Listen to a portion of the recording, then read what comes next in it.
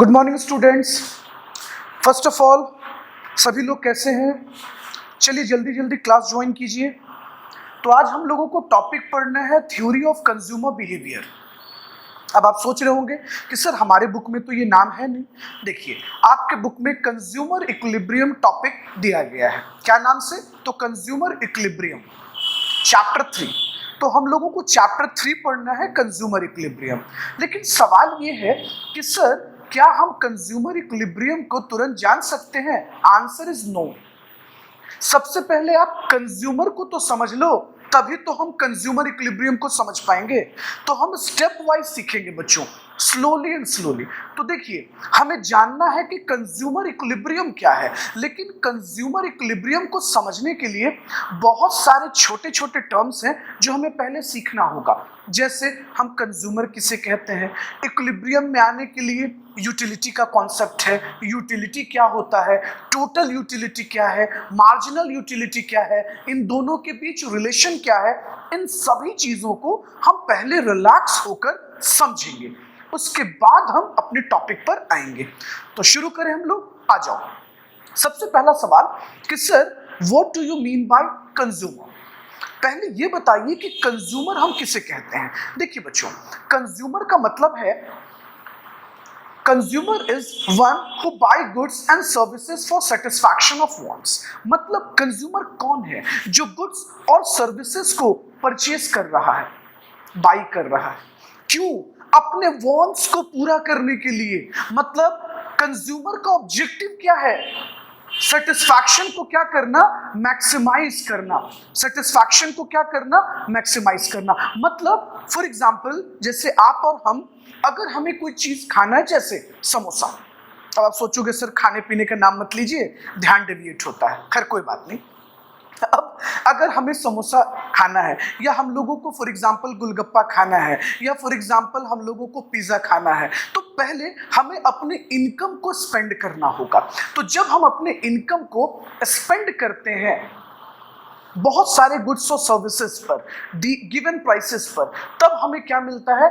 Maximum satisfaction. तो consumer कौन है? जो अपने वांट्स को सेटिस्फाई करने के लिए गुड्स और सर्विसेज को कंज्यूम करता है। एक एग्जांपल ले लो बच्चों, जब हम लोग मोमोज खाने जाते हैं या पिज्ज़ा खाने जाते हैं, तो आप देखते होंगे कि जो पिज़्ज़ा की कंपनी है जहां हम लोग पिज़्ज़ा खाने जाते हैं, मैकडोनल्ड्स या पिज़्ज़ा हट में, कुछ भी, तो आपने नोटिस किया है कि वहां होता क्या है? वो लोग भी तो रॉ मटेरियल परचेस कर लाते हैं।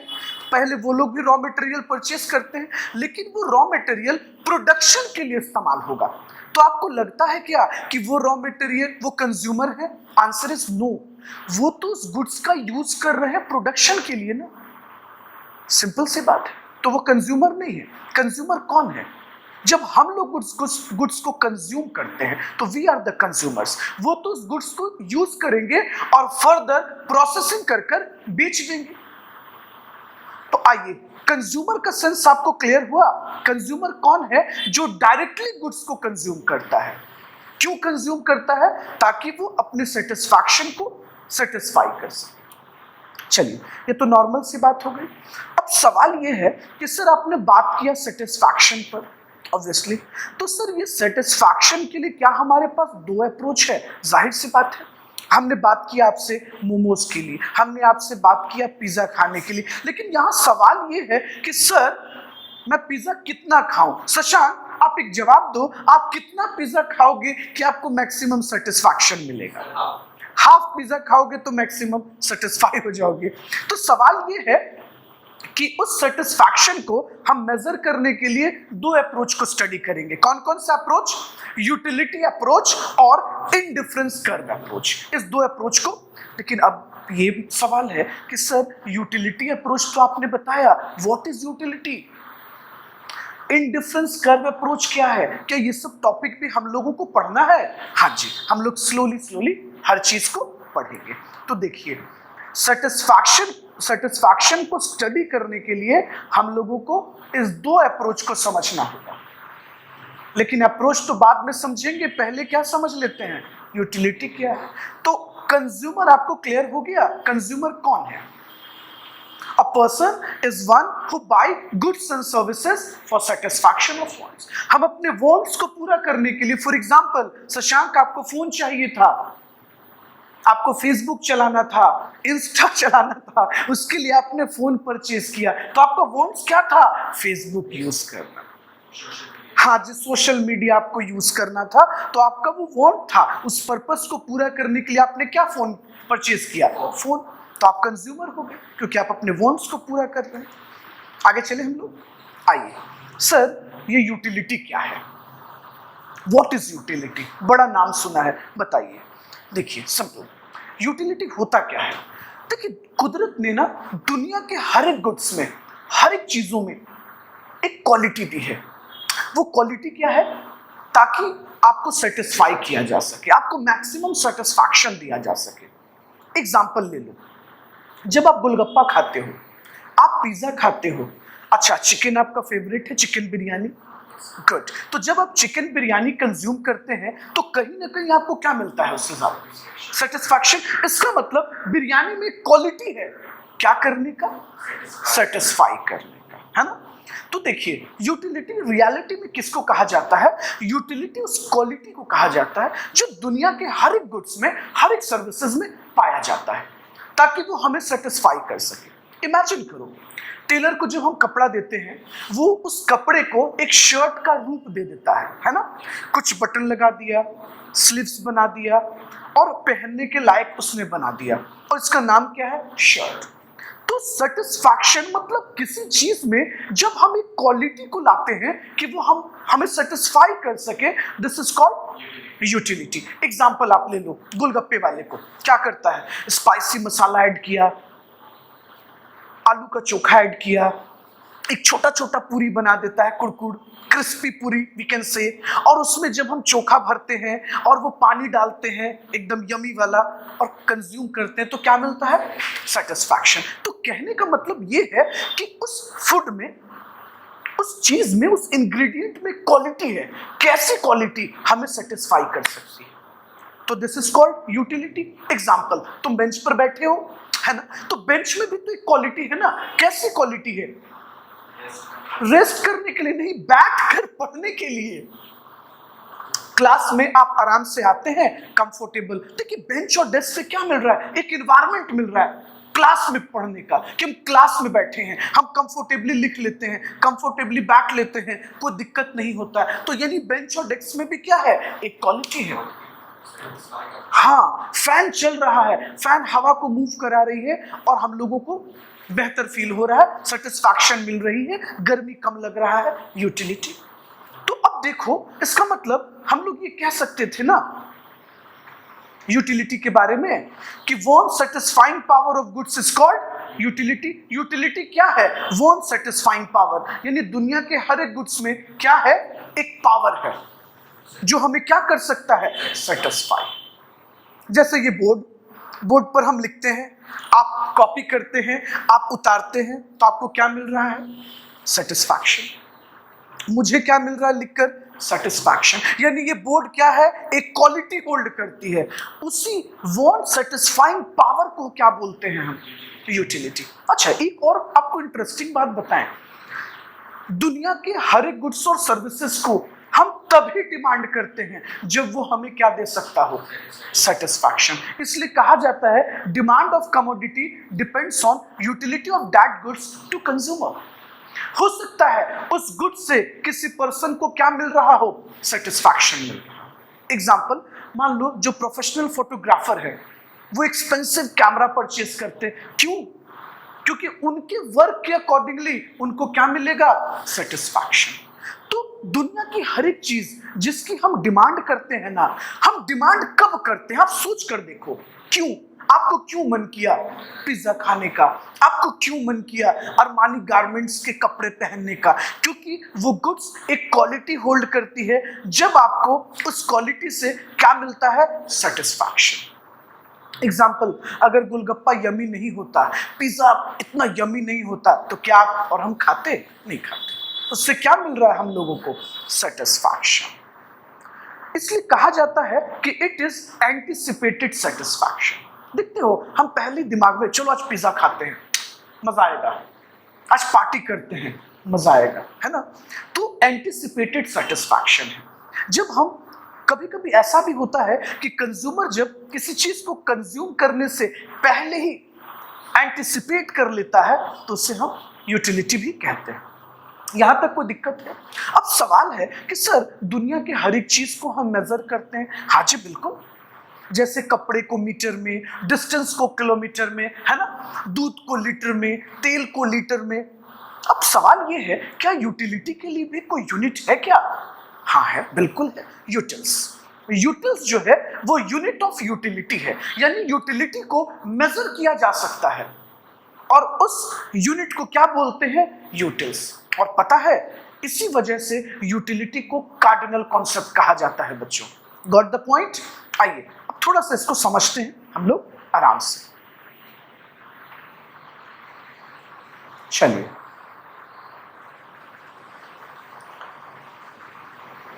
आइए हम लोग बात यूटिलिटी पे कर रहे थे। सर यूटिलिटी क्या है? Utility does not mean usefulness. What it mean sir? Utility does not mean usefulness. देखिए, जरूरी नहीं है कि दुनिया की हर एक चीज हर किसी के लिए काम की होती है, लेकिन उससे कहीं ना कहीं किसी ना किसी को क्या मिल रहा होता है? सेटिस्फैक्शन। एग्जाम्पल आप ले लो, स्मोकिंग। हम लोग जानते हैं कि कैंसर क्रिएट होता है, लेकिन जब कुछ लोगों को उससे सेटिस्फैक्शन मिलता है तब तो वो कंज्यूम करते हैं। तो जरूरी नहीं कि दुनिया की हर एक चीज जो सेटिस्फैक्शन दे रही है, जो आपको सेटिस्फाई कर रही है, वो आपके लिए यूजफुल ही हो। बिल्कुल नहीं। देखिए, कहता है the term utility refers to want satisfying power. अभी जस्ट मैंने आपको ये बताया कि यूटिलिटी का मतलब क्या है? Want satisfying power of goods and services is called utility. देखिए, फर्दर एक्सप्लेनेशन किया गया है, it mean realized satisfaction to consumer when he willing to spend money on stock of commodity which has the capacity to satisfy his wants। देखिए, इस line को मैंने आपको short में भी बताया था, utilities anticipated satisfaction. For example, आज मैं सोच कर बैठा हूं कि जाकर आज पिज्जा खाऊंगा या चिकन बिरयानी कंज्यूम करूंगा। इट मींस रियलाइज्ड सेटिस्फैक्शन कि मैं आज चिकन बिरयानी परचेज कर ले जाऊंगा और बैठकर घर पे खाऊंगा। ऑब्वियसली ये एंटिसिपेटेड सेटिस्फैक्शन। अब ये भी हो सकता है कि वो चिकन बिरयानी में घर ले जाऊं और टेस्टी ना रहे। हो सकता है ना शशांक? बिल्कुल हो सकता है। तो देखिए, एक एक्सपेक्टेड सेटिस्फैक्शन होता है और एक रियलाइज्ड सेटिस्फैक्शन होता है। मैंने सोचा बड़ा मजा आएगा, आज दबा के चिकन बिरयानी खाएंगे, ये एक्सपेक्टेड सेटिस्फैक्शन था, लेकिन हो सकता है वो टेस्टी नहीं निकले, तो ये क्या हो जाएगा? Realize satisfaction. खैर, यहां तक आपको क्लियर होगा, मोटा मोटी बातें समझ में आई होगी। अच्छा सर, ये बताइए, ओवरऑल आपने जितना भी अभी यूटिलिटी का कॉन्सेप्ट बताया, उस हिसाब से तो यूटिलिटी का बहुत सारा मतलब क्वालिटी दिख रहा है। हाँ जी, आ जाओ, पहला क्वालिटी मैं आपको बताता हूं, it is psychological in nature. Utility क्या है? एक साइकोलॉजिकल इन नेचर। सवाल है क्यों? Why it is psychological in nature? Any idea?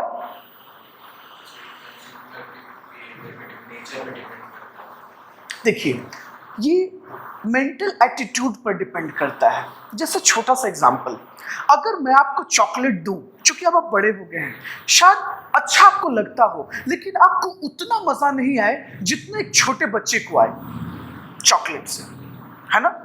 लेकिन जब मैं आपको पिज्जा दूं कि शशांक लो पिज्जा खा लो, और एक छोटे बच्चे को दूं, शायद उसको पिज्जा से उतना मजा नहीं आए, चॉकलेट से ज्यादा है। तो कहता है कि यूटिलिटी साइकोलॉजिकल इन नेचर है। कहता है this means that satisfaction obtained from consumption of something depends on mental attitude of person. ये हमारे मेंटल एटीट्यूड पर। याद है बचपन में जब स्कूल में हम लोगों को लीजर पीरियड मिला करता था, गेम पीरियड जिसको कहते थे, जाओ गेम पीरियड में खेलो, या टीचर फ्री कर देते थे, क्या मजा आ जाता था, सेटिस्फैक्शन। तो वो मेंटल एटीट्यूड पर। लेकिन हम आपको अभी कहें कि जाइए तो जाइए खेलिए, कोई दिक्कत नहीं, क्या आपको अभी उतना सेटिस्फैक्शन मिलेगा जो आप उस समय फील किया करते थे? बिल्कुल नहीं। तो यूटिलिटी क्या है? साइकोलॉजिकल इन नेचर है, क्योंकि ये पर्सन टू पर्सन डिपेंड करता है और कंजम्पशंस पर भी डिपेंड करता है। दूसरी बात, utility is subjective in nature. ये कैसा है? Subjective in nature. अच्छा, व्हाट सब्जेक्टिव मीन्स? सब्जेक्टिव का मतलब क्या है? Subjective means person to person depend कर रहा होता है। जैसे देखिए, ये भी हो सकता है, फॉर एग्जाम्पल लेते हैं, अगर हम बात करें अमित पर, तो मान लो हम और अमित कहाँ गए? एक दिन एक रेस्टोरेंट गए, तो हम लोगों में ऐसे चल रहा था, चलो भाई आज कौन कितना कंज्यूम करेगा। तो मैंने 4 नान कंज्यूम किया और अमित 8 नान कंज्यूम कर गया। तो यूटिलिटी क्या है? Subjective in nature. ये पर्सन टू पर्सन डिपेंड कर सकता हो सकता है मुझे 2 खाकर सेटिस्फैक्शन मिला हो और आपने कितना कंज्यूम किया हो? 4, 5, 6। तो सब्जेक्टिव है ये, पर्सन टू पर्सन क्या है? डिफरेंट है। और सबसे इंटरेस्टिंग, रिलेटिव इन नेचर। ये कैसा है?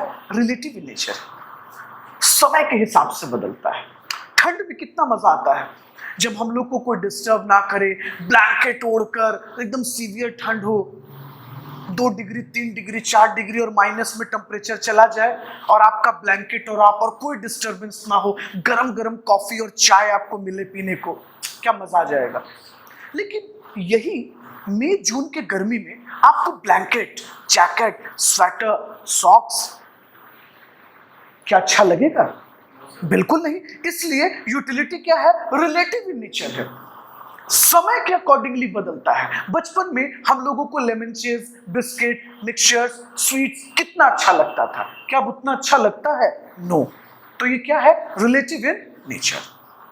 सबसे इंटरेस्टिंग बात, इसमें बड़ा मजा आएगा आपको समझ के, not affected by moral duties and principle. Example, आप देखते होंगे हमारी सोसाइटी में, कॉलोनी में, गांव में, मोहल्ले में, परिवार में जरूर एक ना एक ऐसे लोग होते हैं जिनको चुगली करने में बहुत मजा आता है, लड़ाई करने में बड़ा मजा आता है। जब तक वो बिना मतलब का किसी से लड़ ना ले, उनको अच्छा ही नहीं लगता है। तो उनको क्या मिलता है? सेटिस्फैक्शन।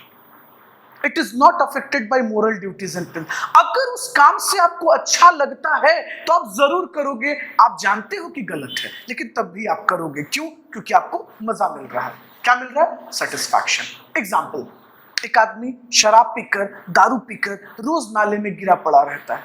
उसके बच्चे जाते हैं उठाकर घर लेकर, पापा कल से नहीं पियोगे ना? बच्चे को प्रॉमिस करता है, नहीं नहीं कल से पक्का नहीं पीऊंगा बेटा, पिंकी प्रॉमिस। लेकिन कल फिर पीता है वो आदमी। तो यूटिलिटी, वो बेचारा क्या करे? वो बिना पिए रह ही नहीं पा रहा है। जब तक वो शराब नहीं पीता उसको सेटिस्फैक्शन नहीं मिलती है। तो utility is not affected by moral duties and principle. तो ओवरऑल हम लोगों ने क्या समझा यूटिलिटी के बारे में? यूटिलिटी क्या है? यूटिलिटी एक क्वालिटी है, यूटिलिटी एक पावर है जो दुनिया के किसी भी गुड्स और किसी भी सर्विसेज में पाई जाती है, जो हमें क्या दे सकता हो? सेटिस्फैक्शन। वेदर बैंकिंग हो, इंश्योरेंस हो, वो भी तो एक क्वालिटी होल्ड करती है। सिंपल। होप सो कोई दिक्कत होगा आपको? नहीं। अच्छा, यूटिलिटी का यूनिट क्या है? यूटिल्स। अच्छा, एक छोटी सी बात को आपको और समझा देता हूं, ध्यान से मेरी बात को समझिएगा। देखिए बच्चों, यूटिलिटी रियलिटी में एक हाइपोथेसिस है, एक ऐसी थ्योरी जिसको प्रूफ नहीं किया जा सकता। लेकिन इस यूटिलिटी हाइपोथेसिस थ्योरी को प्रूफ करने के लिए 2 लोग सामने आए। एल्फ्रेड मार्शल का कहना था कि जो यूटिलिटी है वो कार्डिनल अप्रोच है, कार्डिनल कॉन्सेप्ट है। मतलब मार्शल कहना चाह रहे थे कि यूटिलिटी को हम मेजर कर सकते हैं। किसमें? तो कार्डिनल नंबर्स में हम मेजर कर सकते हैं। इसलिए हम लोग कहते हैं कि यूटिलिटी एक कार्डिनल व्यू पॉइंट है अकॉर्डिंग टू एल्फ्रेड मार्शल। उसको प्रूफ करने के लिए उन्होंने एक थ्योरी दिया, मार्जिनल यूटिलिटी एनालिसिस। वो मैं आपको आगे पढ़ाऊंगा।